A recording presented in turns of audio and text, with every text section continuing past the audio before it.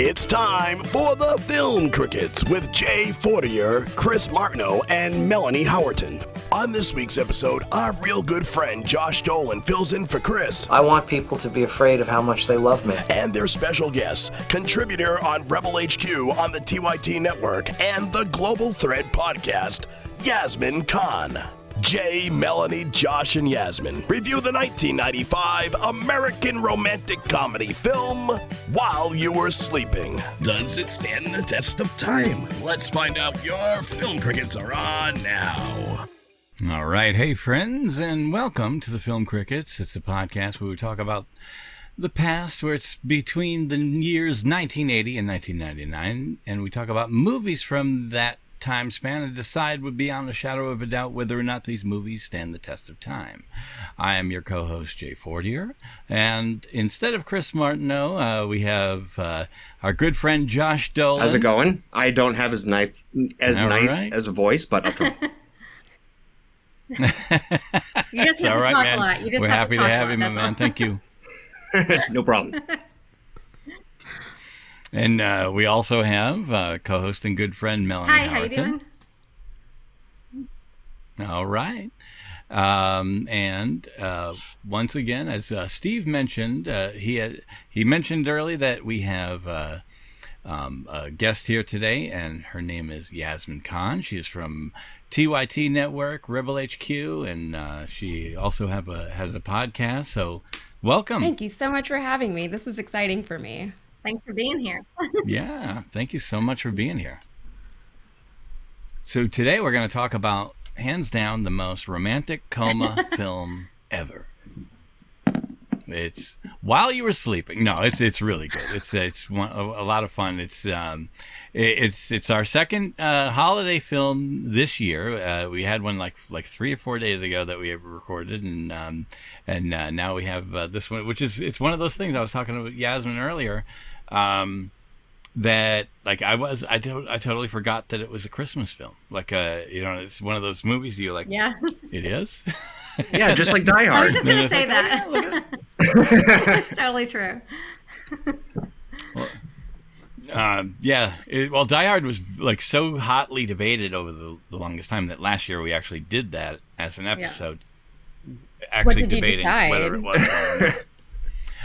Both. It was just two of us, Chris and I, and because Melanie hadn't joined the show yet. And we decided that it wasn't because we decided that we didn't feel it was weird had we still watched it in the summer, and it was actually I think a summer release. So it's like one of those movies that's like, well, this doesn't feel weird, but I felt like if we watched A Christmas Story or Christmas Vacation in July, it would feel kind of out of place.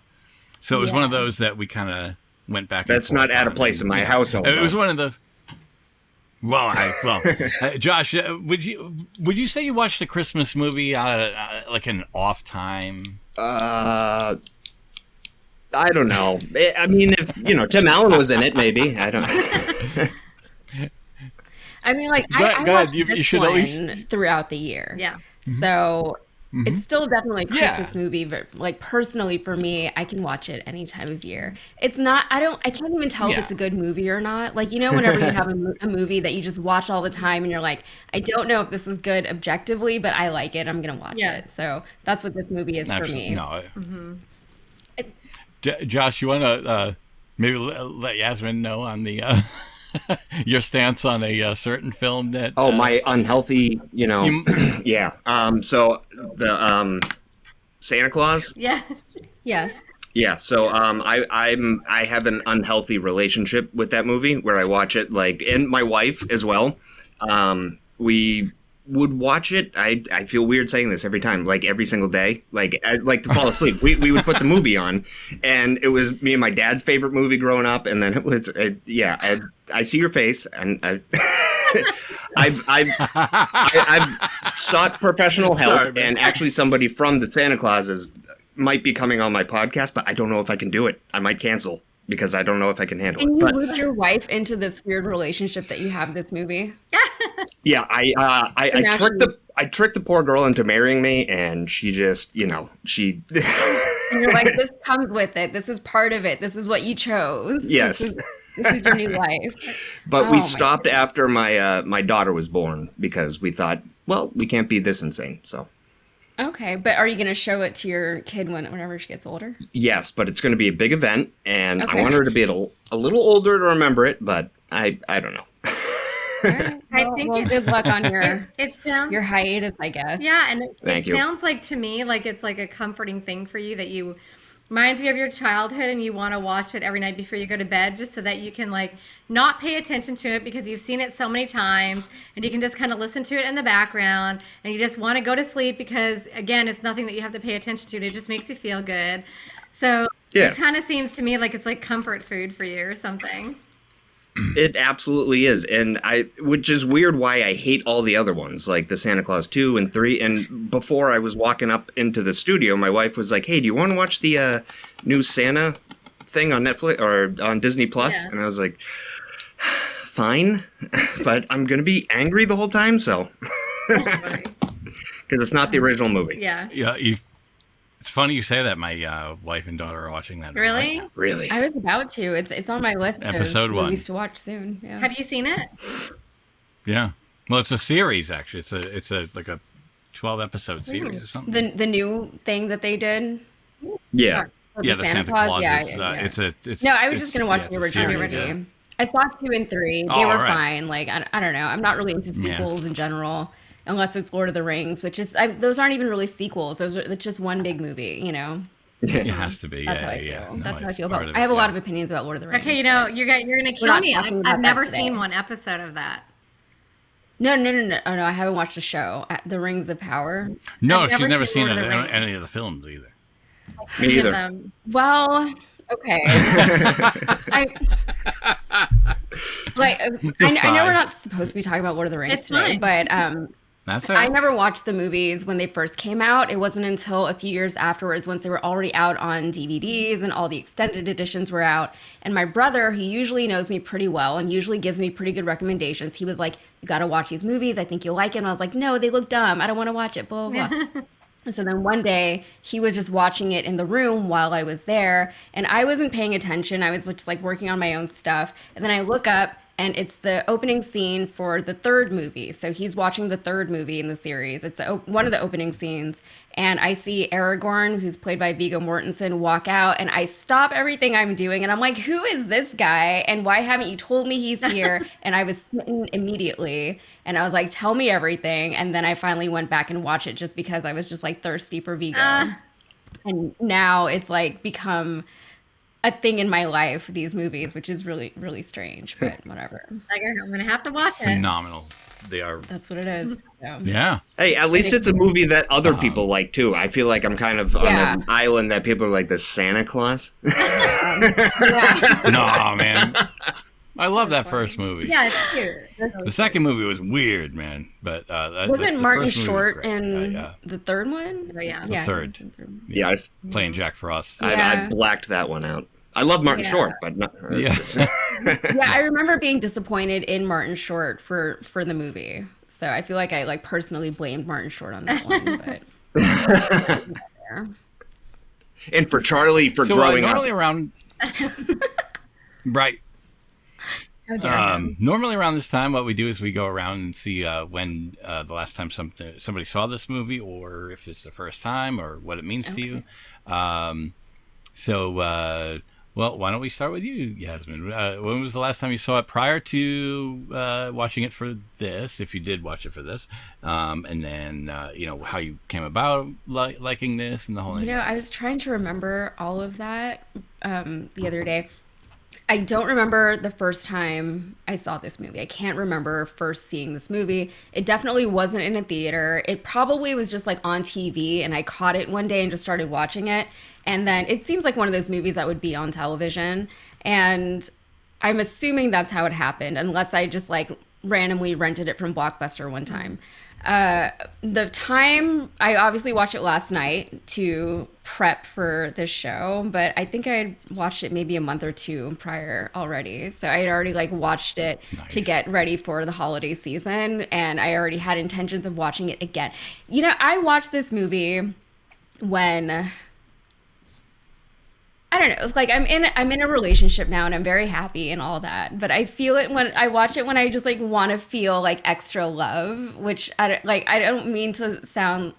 I'm trying not to insult my boyfriend when I say any of this because it's not him or anything like that. But whenever you feel just like, oh, I just like wish there was some romance in my life, or I wish that there was romance in the world, or whatever the case is, right? When you just want to feel good and you want to see something that makes you feel nice, that's when I watch this movie. And it's not necessarily that I'm depressed or anything like that. It's like, oh, it's just a this feels cozy for me. Yeah, it really is. Yeah, and it's a weird feel-good Yeah. movie. It's and it just reminds you of that new relationship smell. Yeah. You're right. And I don't know what that says about me, but yeah. I get it. It's that feeling, yeah. And I like it. So when you need some hope that there's some good people in the world, because in the movie, the main Sandra Bullock's character, she does some very questionable things. But I think the reason why it's not as creepy as it could be is because she's like such a good person. Like her character is just portrayed as a good person. And you can tell that she's very uncomfortable with everything that's happening now. And I think if she wasn't written that way and acted that way, I think the movie would be very, very creepy. So yeah, you're right, actually. Make it all... And you know something, and I have this in the trivia. I was going to say it, but I'll say it now because you're kind of on that. The original screenplay was actually about a woman in a coma and a man pretending to be her fiance. But many studio executives thought that it would be too predatorial. Like they thought it was going to be super creepy to do it that way, so they reversed the role. And then that's when Hollywood Pictures picked it up. So that was my first thing I was going to discuss with the trivia, just because, I mean, you're totally right. If it was the opposite way, it would kind of be creepy. And wasn't it supposed to be like a play on Sleeping Beauty, the way that they were kind of doing it, like instead of however Sleeping Beauty falls asleep with the spindle wheel or whatever. He just gets knocked onto the train tracks instead, which is a very nice modernization on the so. And she gets to save him. I know. What a great movie. Let's go with Josh. Josh, have you ever seen it prior to this week, or? When you asked me about doing this, when you called me, I thought I had saw it because you forgot the name of the movie and you were describing it. You're like, Sandra Bullock, they're engaged, but they're not really engaged. I was like, oh, the one with Ryan Reynolds. And you're like, no, older than that. And I was like, oh, she made another one like that. And that was the proposal. The proposal. Yeah. I was like, I've seen that one a lot. Yeah, let's go. Right. And, then you told me the name of it, and I can't believe I haven't seen it because my wife loves Sandra Bullock because Sandra Bullock reminds her of her mother, and they do kind of look alike. But they're I'm surprised I haven't seen it, and it just seems like one of those 90s movies that would be like the Santa Claus or something. It had every 90s person in it from my childhood where I'm like, oh my God, the guy from Mighty Joe Young. There's that guy from Casper, and then there's Sandra Bullock, and she hasn't aged. She looks amazing. But the guy from Casper, Bill Pullman, the president. Bill Pullman, right? The guy from Independence Day. Oh yeah. And Peter Boyle. So it was. Love Peter Boyle. It was a very good movie. I'm surprised I haven't seen it, but this week was the first time I saw it. Whoa! Well, welcome. What a moment for you. Welcome to the club. Thank you. First time seeing it, and it wasn't VHS. So. Nice. That's awesome. Yeah, I feel like mine probably was. So for me, like I was saying, my grandmother, this is one of her favorite movies. I remember her always liking 3 movies the most. I swear they were The Mask, Remember The Mask with Cher? Jim Carrey. And whoa. Yeah. Mask with Patsy... no the, because The Mask is Jim Carrey. No, not that one, not that one. Mask. No, I was like, wow, you did another one with Cher? No, Cher, the guy with the deformity, the real story, Yes, so Eric Stoltz. Yes, so she loved that movie, and she loved While You Were Sleeping, and she loved the Patsy Cline story. So they were like, if you go to my grandmother's house and you'd have to have certain movies that were on, like those were her favorite things, and she absolutely just loved Bill Pullman.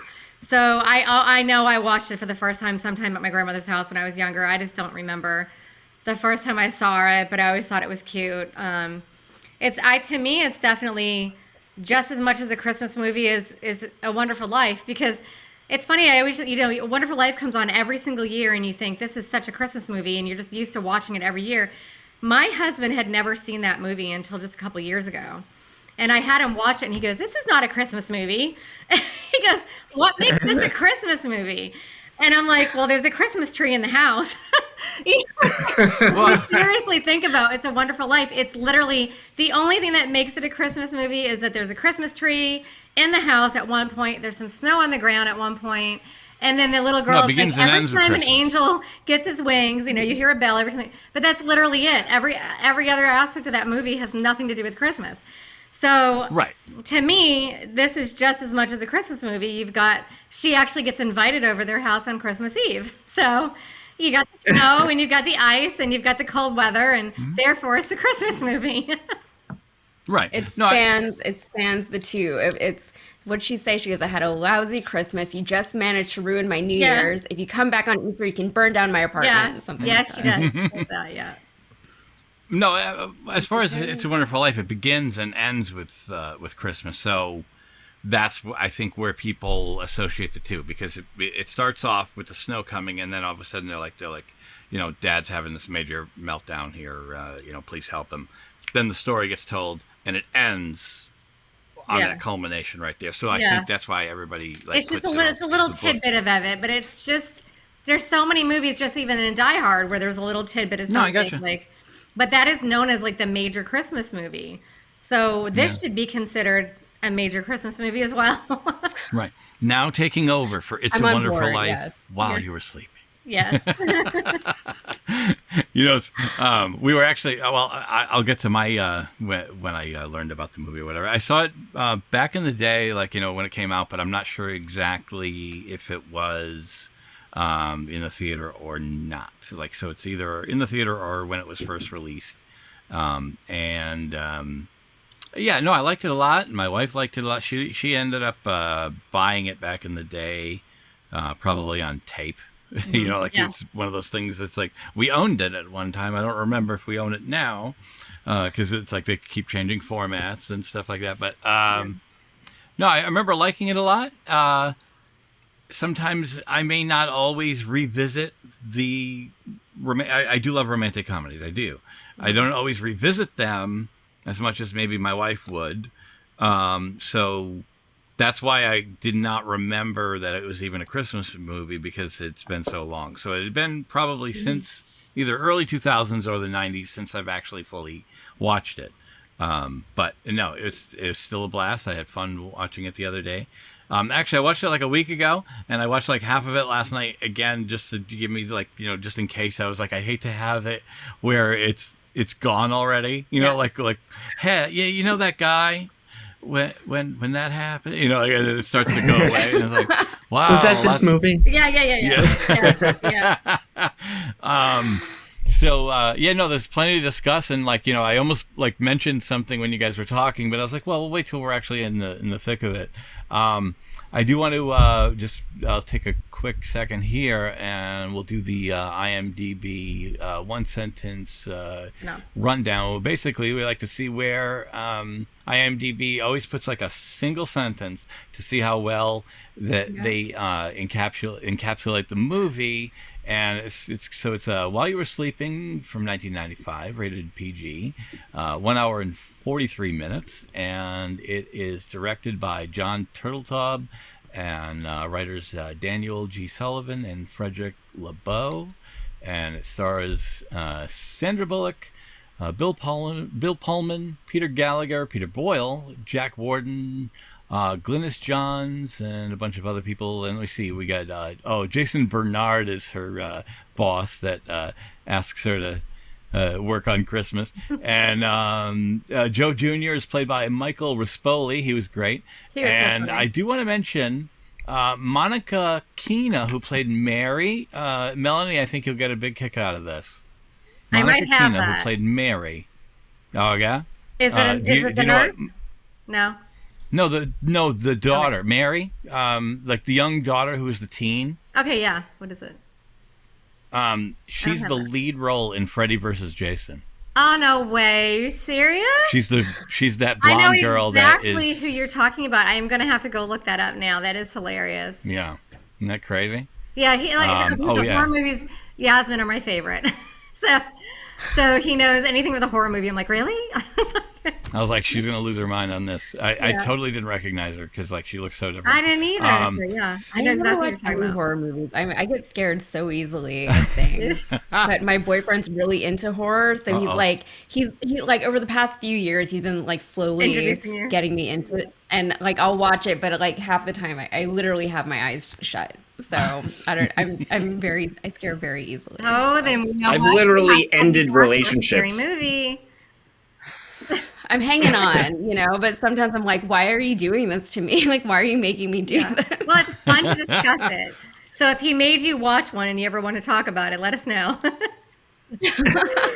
Anyway, go ahead. Skip all that. No, it's all right. Here's the one sentence rundown on while you were sleeping. And it's funny. Normally, sometimes I would have my son like pre-read it, and it's kind of funny to hear him try to say it at 7 years old. Man, I'm glad I didn't have to have him say, "A helpless, romantic Chicago Transit Authority token collector is mistaken for the fiance of a coma patient." And I was like, man, that would be a tongue twister for the poor little guy. I probably could read that. So that's the one sentence rundown from IMDb, and that's not bad. That's pretty succinct. Yeah, that's not bad. That's what it is. Yeah, sometimes it's way off, and then so let's get going on this.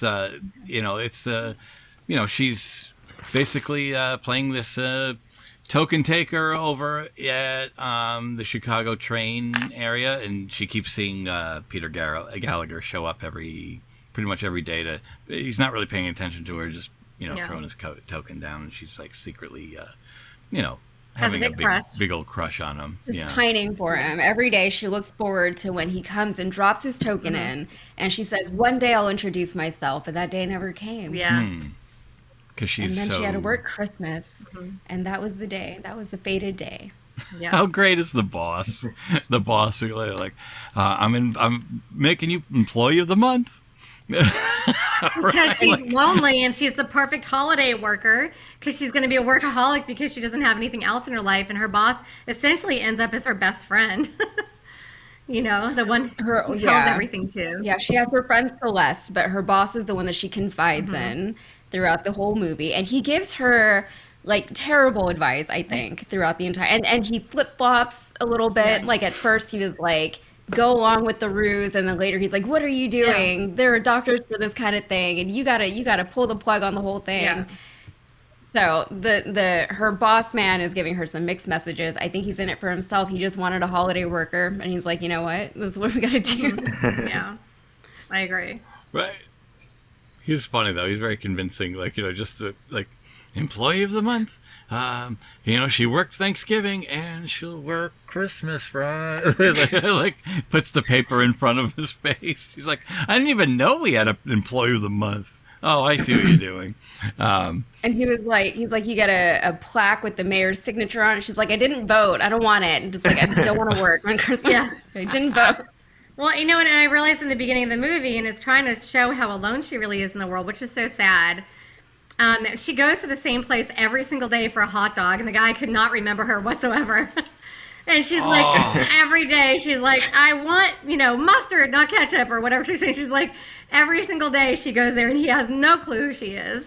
And mustard. It's just so sad. Like, she's so, like... And the boss gets the usual. Yeah. Yeah.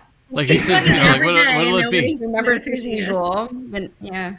She's just like a very nondescript person in the world, so I guess the story is she moved to Chicago from Indiana, and she had to quit school and get a job because her dad was very sick and he was in the hospital for a while. And about a year before the movie takes place, her father passed away. So now she's just alone in Chicago with a job that she doesn't like and a cat.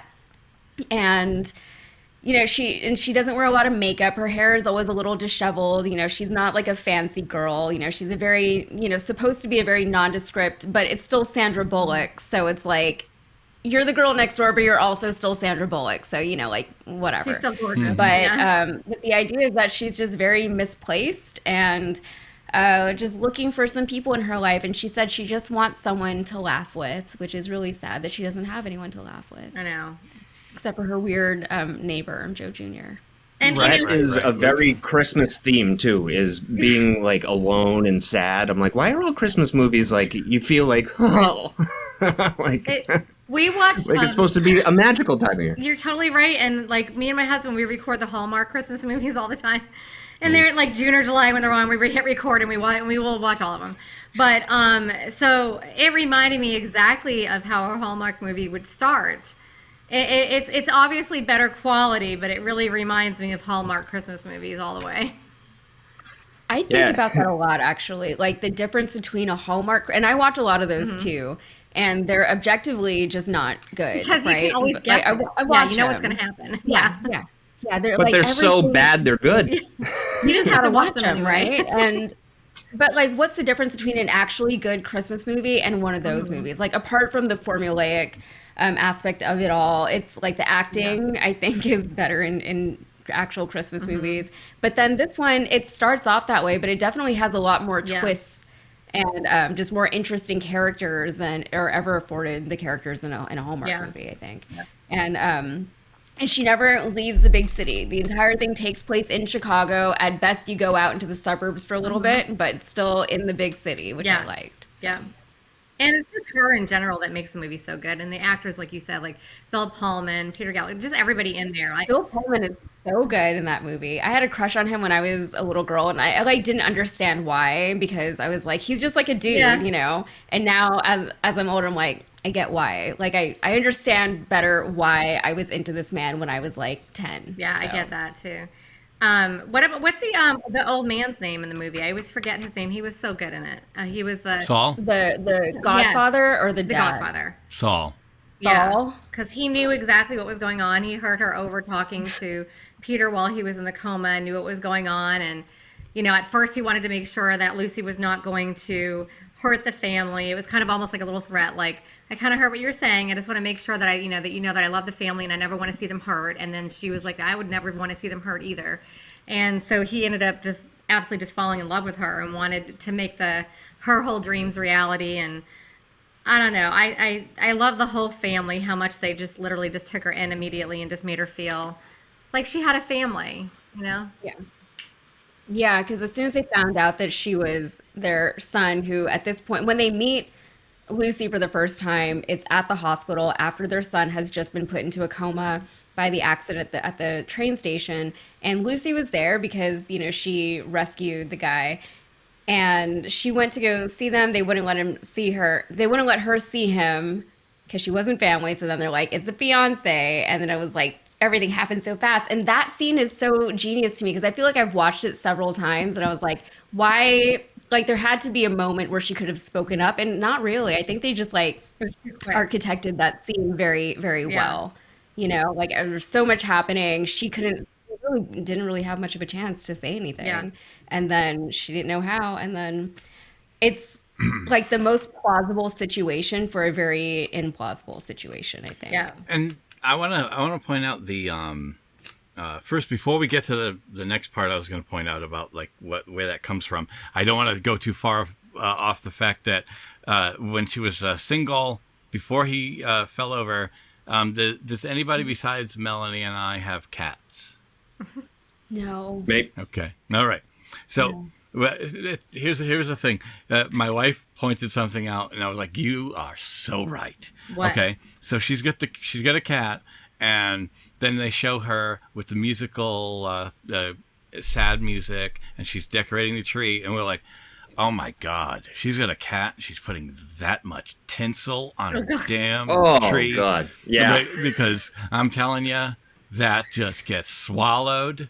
Like cats go ballistic trying to just eat that stuff, and like it's like you're gonna That's a vet bill. no. Like it's like so I'm like it's one of the funniest things how that hits you, and you're like, no, don't. The cat's gonna be vomiting that up in a week, or not even it's like funny tomorrow. It's worse than that. I always remember my grandmother's cats because my grandmother had that old-fashioned Christmas tree. It was literally like the Christmas Story, where there was like 10,000 outlets sticking out of the wall with 10,000 cords sticking out. Major fire hazard.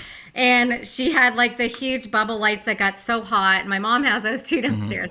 And then she had like I swear to God, she'd put like 1 box of tinsel will cover your tree. She had like 5 boxes of tinsel, and the whole tree was like tinsel with like lights underneath it that were burning hot, and then like the cats would come along and eat the tinsel, and then you see the cats walking around, and you just see the string coming out their backside, and you're like, oh shit. Right. Like, it's not gonna be good. Right. So it's like what happens, and it's horrible. It's horrible. I feel like I'm learning so much about cat we don't ownership get tinsel in this house whatsoever. Oh, It's so funny how non-cat people don't know the tinsel thing, because my friend just got a cat and she was like, my cat won't stop eating the tree. And I was like, and I was FaceTiming with her and she showed it to me and I was like, there was no tinsel on it. It's a fake tree. Yeah. And I was like, oh, you should put some tinsel on it. And she's like, does that stop them? And I was like, no, it doesn't. And it's actually super dangerous. I'm not going to go into it, but vets will tell you how dangerous eating tinsel is, because it can get wrapped around everything inside of them and it can kill them. So I can't believe my grandmother's cats lived as long as they did with the amount of tinsel she had on that tree every year. Death-defying cats. Yeah. That's nice. Yeah, 9 lives. I think vets actually endorse tinsel because the vet bills go way up around Christmas time for cats. My cat ate This some was at tinsel. 5. This was at 5 a.m. this morning. Oh, I know. Oh my God. He's so sweet. What? I rescued those babies. It's on the top of your tree, like it climbed all the way up there? Yes. Yep. It didn't even occur to me that they would actually climb the tree. Oh yeah. So I'm in Georgia, and my daughter found these kittens outside in the street, and they were literally this big. And she goes, "Oh my God, Mom, there's a kitten out in the middle of the road." And then she goes, "Oh my God, Mom, there's 2." And I was like, "Get out of the road." It was a winding, dark back road, and I'm like, "Get out of the road. I don't want you to get hurt." So I went there, and I caught these kittens. It took a while. And I called Jay right away, and he's all the way in Massachusetts. I'm like, "Jay, you've got to take these kittens. Please just take the kittens." I'm like, I will get him, like, all fixed to, like, I'll like deworm them. I'll do everything for you. I'll take care of them. You got to take these kittens. And he was like, "I don't know about 2. And then Wendy's like, his wife was like, "Yes, we'll take 2. If you can get them here, we'll take them." And so my husband drove them all the way to Massachusetts to Jay's house. Oh, wow. That's so sweet. Yeah. That's Now, awesome. that was just recently this happened? Yeah. They're still babies. Oh, okay. Yeah. How old In are the they? summer, born? yeah. About 6 months. man. Or 6 so. months. Something Yeah, like my that. best friend's a cat person, so and all of her cats tend to be rescues as well. Like she just finds her cats and she keeps them. So Yeah. my experience with cats are through her. They like me, and I'm like allergic to them, so I try to stay away from them. And I think that that's kind of why they're always like They love trying you. to hang Yeah. out with me, because I'm disinterested. So Well, we're all allergic in That's- this house, and 3 of us have asthma, and we still have cats. We've got cats, and we've got a dog, and we have a ferret. how do Like, you deal? Jeez. That's actually how I got one of my cats. Was I was walking through it's a long story, but I was walking in the dark and I found a little white kitten, and it was actually this time of year, like December 5th or I don't know. Yeah. But I brought it home and my wife was like, what is that?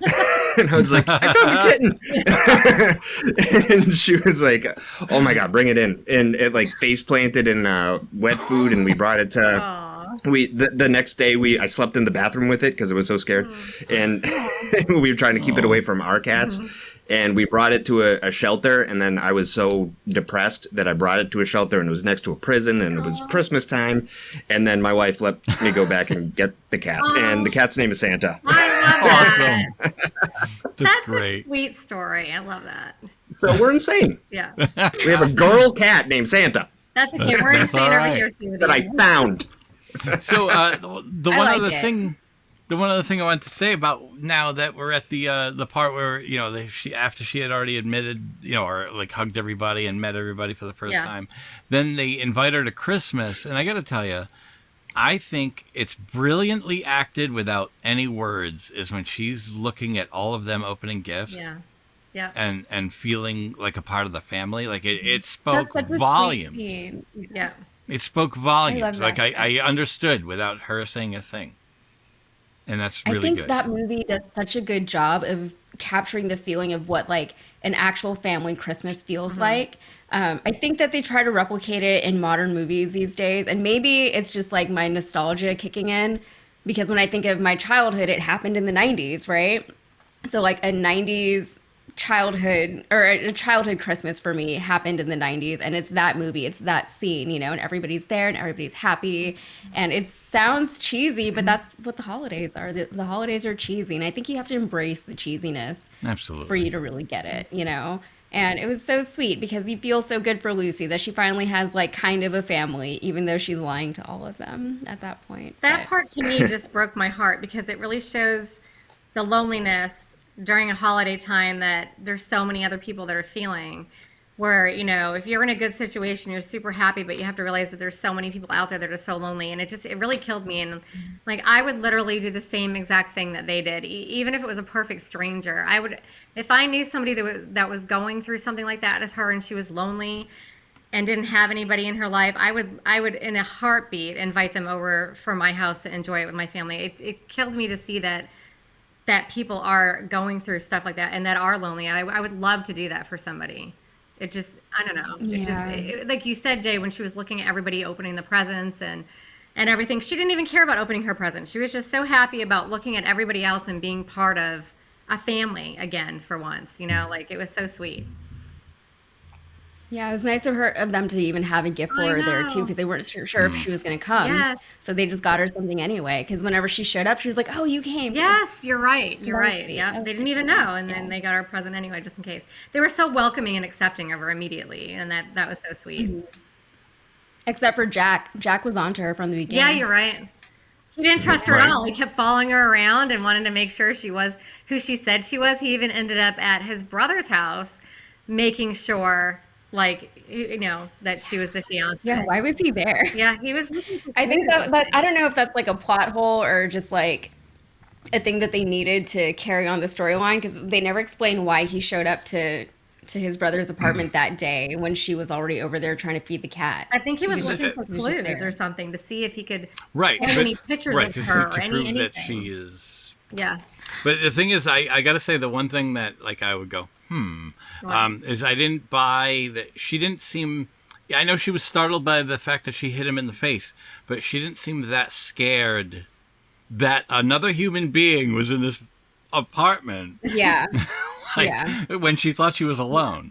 Like, if I think I'm alone and I come across somebody, that's a scary moment. Because, you got this whole place. It's like nothing, especially it's not yours.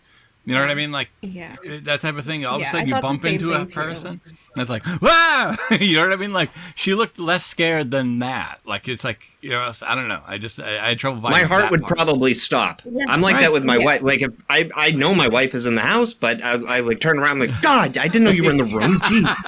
It's a good thing they didn't listen to the messages together, because his real fiance was on the messages all pissed off. Her married fiance. The marriage. Yeah, and we didn't talk about the whole reason that she went there to begin with, was because she found a can of cat food in his belongings that the nurse gave him, and she was like, "Oh shit! He's got a cat, and no one's been feeding this cat this whole time." And then I think that's what convinced Jack as well. He was like, "He doesn't have a cat," and then the cat comes along, which really wasn't even his cat, but no she's one knew relieved. that. Yeah. She's so relieved that, oh God, there's a cat. Thank God. Yes, exactly. Oh God, thank God there was a cat. It makes me more believable. Right. Yeah. And then how would she have explained that one? Yeah.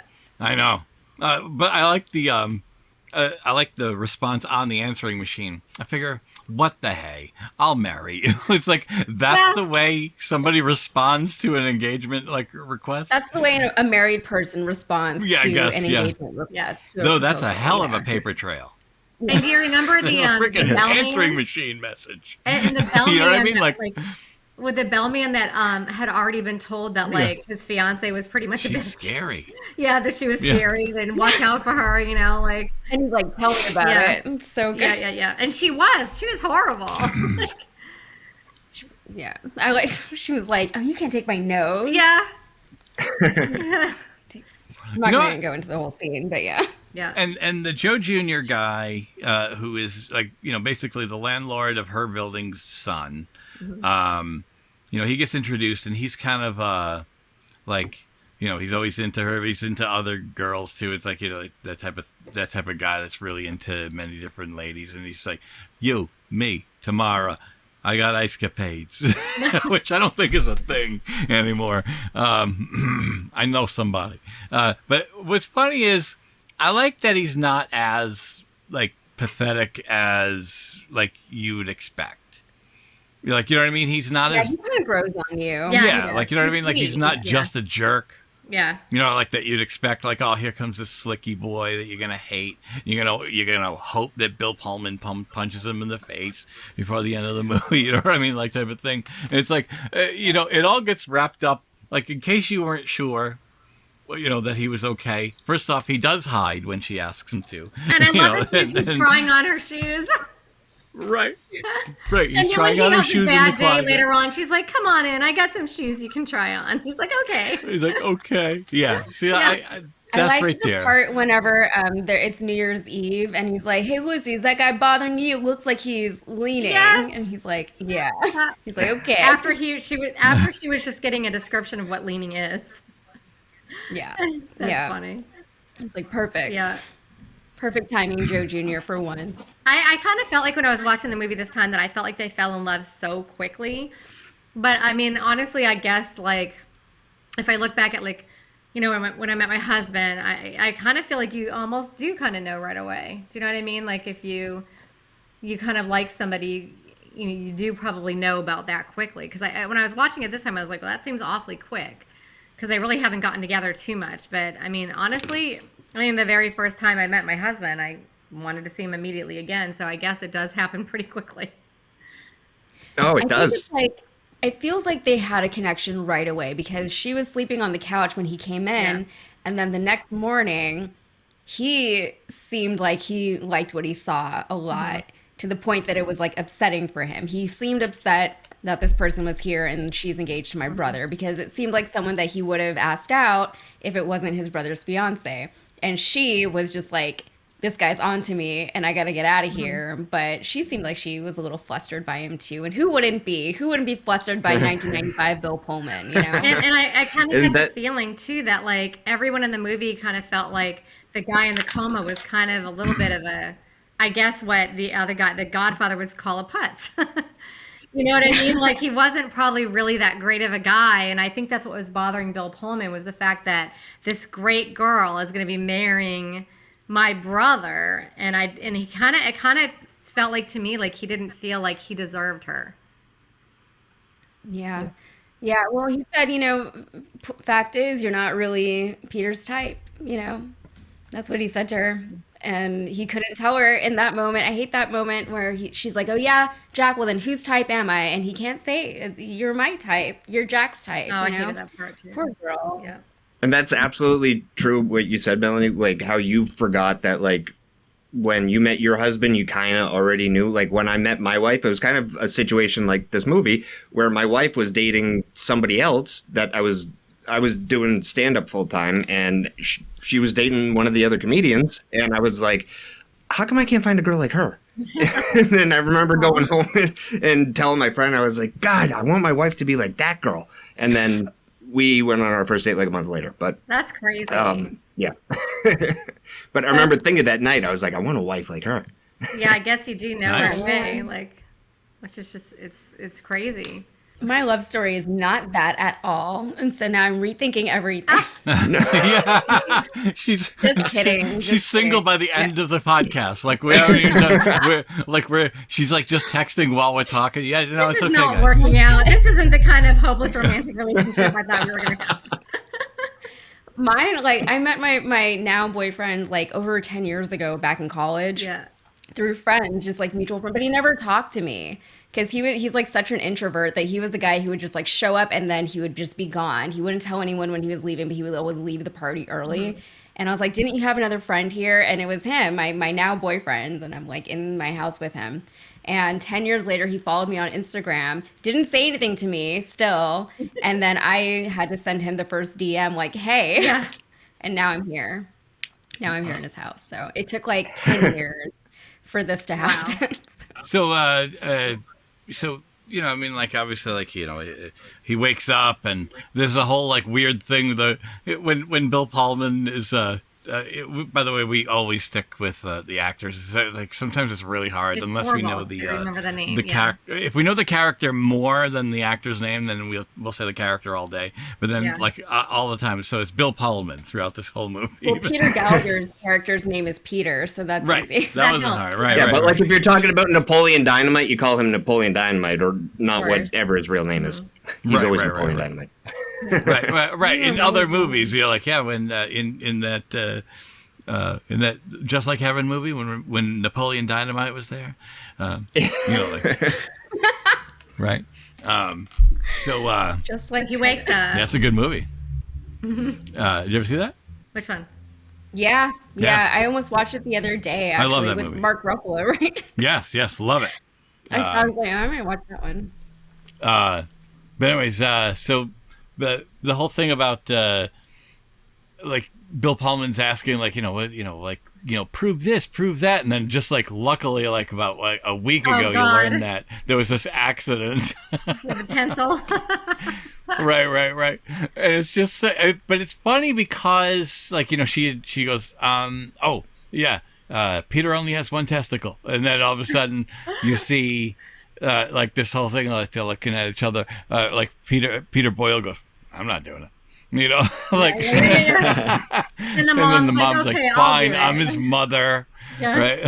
And I mean, it's just it's very good timing on the comedy there, because it's just like, because other than that, how else would she, she can't prove that she knows anything about him physically. That was so funny. Yeah, and I feel like the guy who played the lawyer who did it, I'm playing basketball. There's a pencil in my pocket. I'm a lawyer. I do that. So good for like those 30 seconds he was in the movie. It was so good. Yeah, you bought it. Like he was like this uppity, rich college guy, like type of something like what, I'm a lawyer. I do that. Yeah. Right.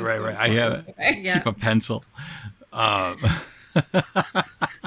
It's funny though. You definitely don't talk to your family. If you had to go get something like that removed, and your entire family does not know about that, yeah, you're not very communicative with your family. And I guess they had to set it up that way too, so that it was somewhat believable that he would be engaged, and his family didn't know about it. That's true. And I guess they didn't know that he had proposed to somebody else, that other girl, Ashley Bartlett Bacon, his married fiance or his married girlfriend. So they didn't know about that either. So I guess it all kind of, they just did a really good job of setting up all the scenes to where it was kind of plausible. This insane storyline was kind of believable. Okay, I can see how we got to this point. Which basically works out good for her, that the whole family didn't really know what was going on in his life so much.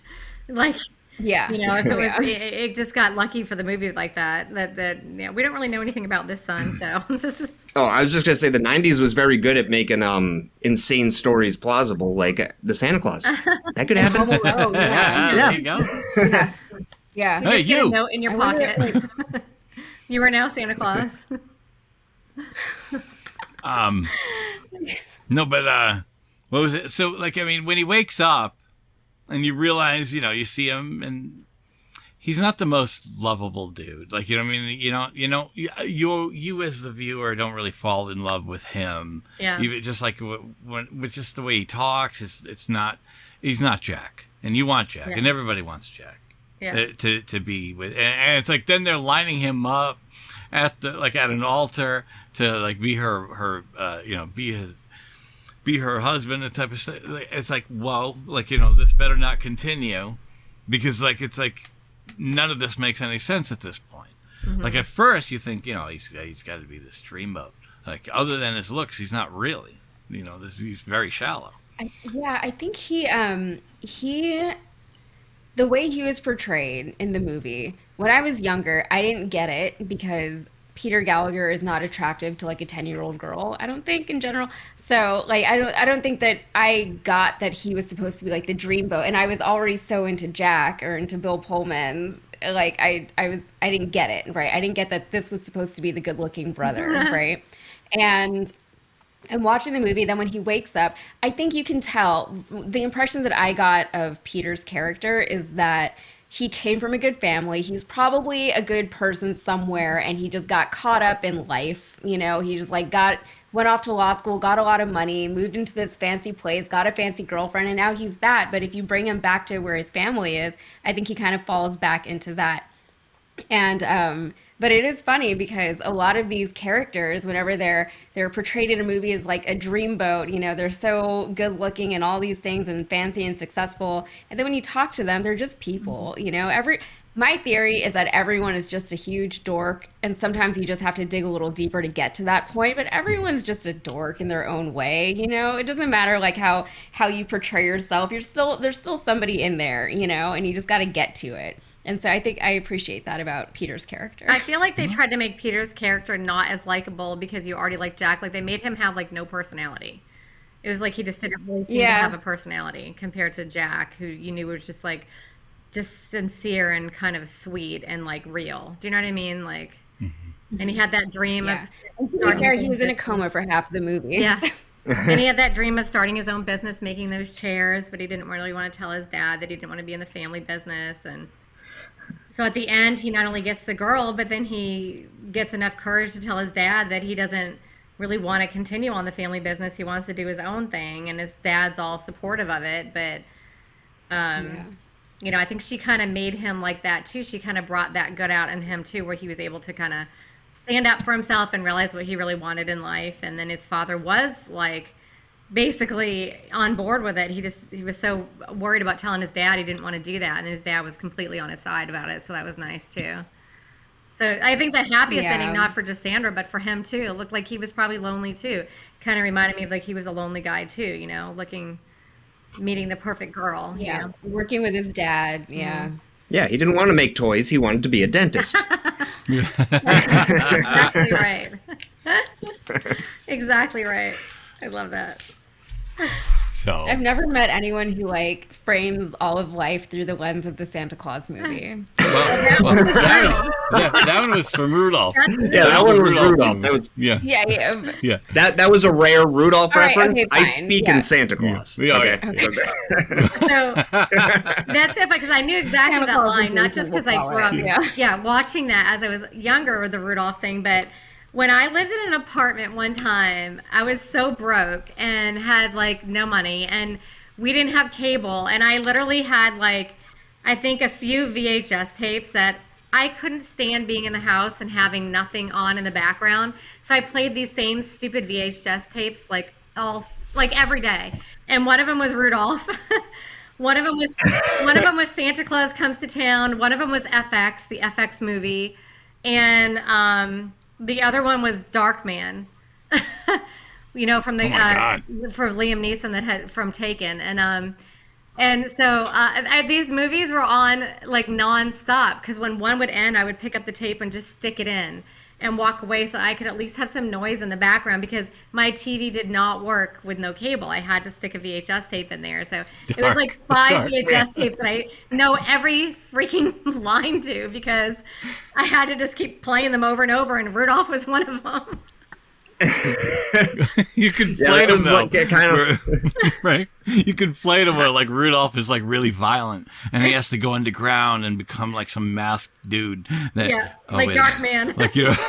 Yeah. I'm sleeping. I'm getting all the movies mixed up in my head. Rudolph has got a mask on. A hell of a crossover. I'd watch it. But hey, at least you were switching the VHS. I just rewound the VHS, and the Santa Claus would start over. That's awesome.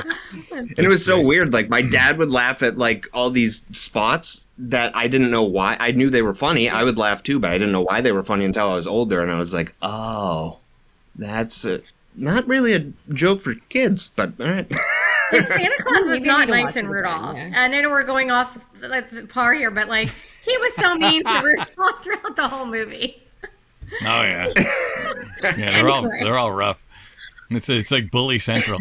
Are you ready for TMI? It's time for TMI with Melanie. Listen to this. I am in the bathroom right before the movie starts. And I'm in the stall, and there's no toilet paper. Mine are at home in a display case above my bed. TMI, my friends. TMI? Too much information. Don't go there, but that's lame. Now, here's Melanie with your timeless movie info.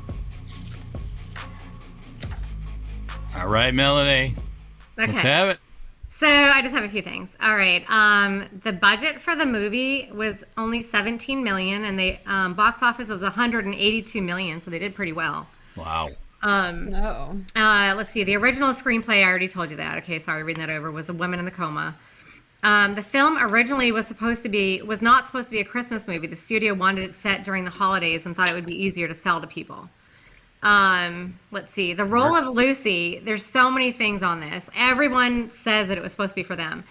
But the role of Lucy was supposed to be written for Demi Moore. Patrick Swayze was considered to play Jack Pierce, and was considered also for the role of Jack. Let's see. Oh, Pierce Brosnan and Patrick Swayze and Dennis Quaid were all considered for the role of Jack. Nicole Kidman auditioned to play Lucy. Harrison Ford and Gina Davis were initially offered this film, and Julia Roberts turned it down, and Sandra Bullock took the role, saying that she could relate to it because she had just broken up from a 4-year relationship. So she was kind of right in the thing for that. John Travolta's sister was in this movie. She was a nurse who admits Peter into the hospital. The train scene where, Peter falls into the tracks took 4 weekends to shoot. They had to keep closing the thing down to be safe. This is still one of her highest grossing films. John Cusack's dad, Dick, is also in the movie playing the role of Reuben. Is Reuben the landlord? Who's Reuben? No. Reuben. Joe Sr. is the landlord. Right? I don't know. It says Reuben. Yeah, Joe Sr. So I'll have to look that up. Let's see. At the... it's the doctor. Dr. Oh, is Reuben. that who it was? So yeah. That's John Cusack's dad. That's funny. There's a part where it says Glynis John's character says, "I don't drink anymore. I don't drink any less either." At the Christmas party they went to, co-star Jack Warden, who was also in that scene, delivered the same exact line 31 years earlier in the Bewitched series in 1964. He said the exact thing, and they just played it for that. Then an unknown Matthew McConaughey also tested for the role of Jack, but was dropped because of his Texas accent. That's so funny, because I was just thinking I was like, he would have been good, but he's too Texas. He would have been perfect. That's funny. Movies nominated for the 100. This was nominated for the top 100 America's Greatest Love Stories. Let's see. Oh, it says that falling is a theme throughout the movie, like a theme. Let's see. Besides falling in love, there are numerous physical examples of an ice skater falling during the opening titles. A Christmas tree falls out of a window. A paperboy falls off his bike. Peter falls onto the tracks. Lucy and Jack fall on an icy sidewalk. Jack faints and falls after giving blood. A nurse faints and falls to the floor. Ashley slips and almost falls after getting off the elevator. I guess they wanted to put a lot of that in there. Hey, at least no one fell off a roof. Yeah. Sorry. Right. The part where the paperboy, where he throws it and he just falls off his bike, I can't stop laughing every time I see it. It's my favorite part of the movie. I don't think it was scripted. I think he just fell on his bike and they left it in. Yeah, you're right, and I crossed it off or something, but I remember reading that kid broke his arm or wrist or something doing that. He did. He broke. We're all laughing doing that. Yeah, no. And it's my favorite part of this movie is when he breaks his wrist. Oh my god. It says, okay, well, we were talking about it. Sandra Bullock. This is the second movie first movie out of 2 that she has to during the middle of a marriage ceremony has to admit that the whole thing was a sham. Remember in the proposal? Proposal, yeah. Yeah. And then what else do I have? Oh, she won a Golden Globe nomination. She got nominated at the Golden Globes for this. It was her first time. Bill Pullman said that him and Sandra Bullock's chemistry on the set was so powerful from the very beginning that he describes it like it was the air was charged between me and Sandy from the minute I met her. We just clicked. I thought that was cute. Aw, I love that. Good. Is he trying to tell us something? Maybe. I know. You know what? I know. I kind of want that Keanu story. Reeves also had a crush on her, and apparently they both liked each other when they did Speed, but they didn't want to tell each other. So that kind of ship sailed, but he did like her.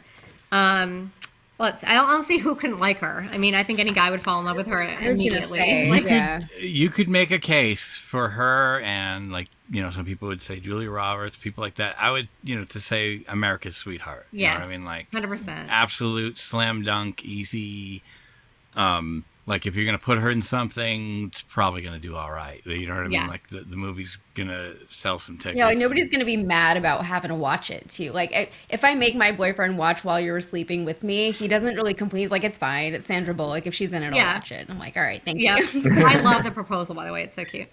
I watched that one. I love it too. And then let's see, just one little tiny thing. Oh, the whole time I was watching this completely reminded me of The Net in a way. Did you see The Net, Yasmin? Or Josh, did you see The Net? No. So she was lonely in The Net, and she was more lonely in it. I wouldn't think more lonely, but nobody knew who she computer, was. Yeah. Yeah, so she was a computer person because she worked inside of her house. Nobody knew who she was. Even then, her neighbors didn't know who she was. But it just kind of reminded me of that as far as what of a loner she kind of was. In Poland, the movie is translated into "I love you and you sleep." That's it. Sometimes they change the movies. Like remember when we did the movie The House? The House, yeah, and it's like don't go into the haunted house after midnight. Yeah, that's what it was called in China. In China, the director went to China and he was like, "Why are there so many words for the word house?" And I guess somebody had to translate it, and they called it "Don't go into the haunted house after midnight."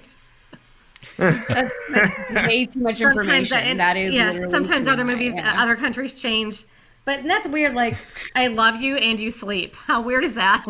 Yeah, that's like how Europe calls Blink 182 Blink 182. I'm like, what? No. Really? Yeah, they do. That's not the name. That's not the band name. That's weird. No, but they don't correct them when they go over there. But that's all I have. That's all I have. They open up for that band 311. 311, yeah. I don't have anything all right, else. That's all right. We got Final Judgment. Here we go. It's time now for Final Judgment. Are you ready to rubber stamp this bitch? Here's the Final Judgment. All right, it's time for Final Judgment. Up until this point, it's been about opinion, but now it's time for fact, and we decide how much this movie stands the test of time. Let's start with Yasmin. Does it hold up? It's like almost like asking. Yes. Yeah. Right. Like, I think there's maybe a few questionable scenes that, the youth of today might be like, oh, that's weird. But I think it's fine. I think it's good. I think it's great. I still love this movie. Mm-hmm. And I feel like I'm biased though, which is why I'm kind of struggling with this because whenever you have a movie that you watch when you were younger, that the feelings that you had back then are the ones that you keep with you. Mm-hmm. I think that's why things like music is so critical to when you first heard it, and like the music that you listen to in high school is so meaningful to you even like 20-30 years later, even though you're like they're so angsty and whatever, and that's not relatable anymore. But this movie, to me, whenever I saw it, it hit me at a certain time in my life, and I was like, this is the most beautiful thing I've ever seen, and I always want to watch it, and I just my soul needs it sometimes. And based on that, I'm gonna say yes, it holds up, at least for me. Yeah, it holds up. Awesome. There's no wrong answers here. That's the best part. Thank you very much. Yeah, good job. So Melanie, I'll have to agree with her. I struggle all the time doing this show because if I like something or I don't like something, it's super hard for me to try to say if it holds up, and sometimes I have to go with like, do other people that I show it to like it? If it came out today, would people go see it? Would they like it? I think that everybody in a certain way can relate to Lucy and feeling that loneliness inside of them at one point. I feel like everybody likes a feel-good movie that has a happy ending. And I definitely would watch it in rotation with other Christmas movies. So I do think it holds up. It's just a really cute movie, and I think anything Sandra Bullock is in is amazing. So I think if it did come out today and people watched it, I don't see how they wouldn't enjoy the film. So I'll say it holds up. All right, Josh. I think it does hold up because they're still making this movie. Just with, that movie had the perfect 90s cast. It had everybody in it. It was just missing like Bill Paxton and the Rest like in peace. I almost said him the other day. I was sorry, Josh. I want you to continue, but I called him Bill Paxton earlier today, actually. So yes, I did. But go ahead. No. Well, I mean, that's the 190s movie he wasn't in, and but the theme I think is kind of Sandra Bullock's still doing it. I mean, she kind of made the movie again with The Proposal, and she returned the favor in The Blind Side. So she brought someone into her family, but I think it does. Nice. I agree. Nothing in this movie makes you go, oh, well, this tech that, today's tech, like the cell phones, man, back then that really, really, nothing needed. Like nobody watches this movie feels like any of that would be even necessary, for the story. The story is by itself good without needing anything that would be of today's standards, like that would change everything. So I think I love that. Yeah, I think it's like kids might say, "What's a token?" But yeah, what do you mean they didn't scan it? But everything, but it doesn't matter. It's still because the base of the story is the need and the love and those things that are. Those should never go away, and if they ever do, then I guess we have no hope. And also the one. Oh my god! And then when he drops the ring in the token collection thing, so sweet. And if she wasn't a token collector, we wouldn't have that moment. I love that. I love that when they drop the ring in there and it sounds like a coin, and I love that so much. We didn't talk about that. We didn't talk about the ending of it. Well, there's so much that we can't. We try to cover it all, but how many people aren't going to meet now because there aren't token takers? You just scan your card and you go in. Yeah. We're very disconnected as a society. We are. Very sad. So I guess the next time you're driving through a fast pass and you want to, propose to somebody, you just have to throw the ring from the car window into their window. Just don't throw it in the coin collector, right? Like, can you go digging, please? Yeah. We'll mail you the ring, or you can look it up online. There's a diamond in the bottom of that. You've got to find it. Right. If you guys want to hear something funny, at a toll booth, we didn't. It says they take coins, right? Well, you throw a bunch of coins in there, and then all of a sudden, like the light's not turning green, and they go, "Yeah, it doesn't take pennies." This was a long time ago. Yeah. We were like, well, when you throw the change into the thing, like the little bucket. Oh, I couldn't wait to do that. And by the time I was old enough to drive, those things were gone. Oh my god! Right? Yeah.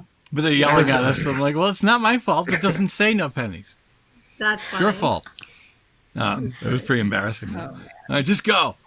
Yeah, that wouldn't do. Like, it's such a hassle. It's like giving people anxiety. It's like, what if if you miss the bucket too? It's very stressful. It's a very stressful situation. Oh, I know. If you don't get close enough, if your arms are too little. Yeah. It's very stressful. I hate it. Like, sorry, when you're even trying to drive through a parking lot and you're trying to push that ticket in, you can never reach. Like, it's like I feel like I have to open my door and try out of my car practically. Yeah. It's so unnecessary and not embarrassing, but just sorry, I have to do this to whoever's behind me. This is just my life. Gotta stop the car and try to open the door because I can't reach anything. So. Well, that was our show, everybody, and I'd like to thank Yasmin Aliya Khan. Is that how you say that? Yeah, that's it. All right, so can you tell everybody at home how to find you? Oh yeah, how to find me. So I work with the Young Turks and I do commentary on what's going on in the world. They actually moved me. I'm on a different channel now called The Breakdown. It's just like Rebel HQ, but we just go a little bit more in depth on the stories over there. And then you can find all my stuff on Instagram and TikTok. Both of those handles are at YazK with 5 Z's, YAZZZZZK. Love it. Awesome. It's a terrible handle, but it's the one I'm sticking with. It's cute. I like it. And Josh, where can we find you? You can find me on Breaking the Ice Podcast, breakingtheicepodcast.com. We're just on. I kept calling it a stadium tour, but we weren't. We were just tagging along with people that were at the stadium. So we just did a live Worcester Railers pregame episode where we had your voiceover guy on. He's a Worcester Railers season ticket holder. Yeah, Steve and boy, yeah. Oh my gosh. He stopped by. And we were just backstage at Comics Come Home, and we had a bunch of people on the podcast then too, and like Jimmy Fallon and Chris Stefano, and there was, I figured I'd give Jimmy Fallon some, exposure, try to help him out. Right. He needs all the help, kid. Right? We're gonna have a big sale for him next week. But yeah, breakingtheicepodcast.com or at Not Josh Dolan on Instagram and Twitter and everything else. Thank you. That's awesome. By the way, that Jimmy Fallon thing was cool. It was really funny. Oh, thanks. Like the little so on his Instagram, you can check that out. It's really cool. And at this time, I also like to thank Steve Lavoie for all the voices he does for our show, introduction and everything, and Draco and the Malfoys for our theme music. And please rate, like, review, do all that stuff for the YouTube and also on the audio. So my name is Jay Fortier, and on behalf of Melanie and the absent Chris Martineau, we'd like to thank both of you guys for being here, and I gotta tell you, it's a lot of fun. And for those at home joining us for the Film Crickets, until next time, movies may not age like fine wine, but we drink it anyway. Thanks. Bye. Film Cricket, chirping about movies.